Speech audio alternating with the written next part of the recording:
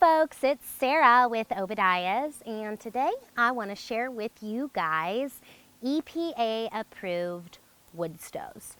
So actually I have to say, out of all the categories, just basic freestanding wood stoves definitely have the most tax credit approved models.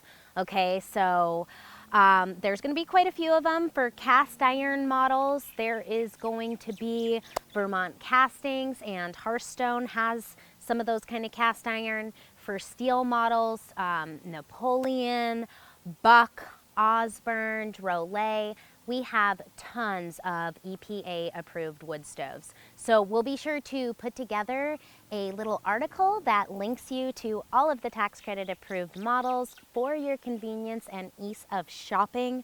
I hope that you guys find this informational helpful. If you do, if you like our videos, please don't forget to give us a thumbs up, share them with your friends. Don't forget to hit that subscribe button to our channel. Thank you guys so much for watching. God bless and have a wonderful day.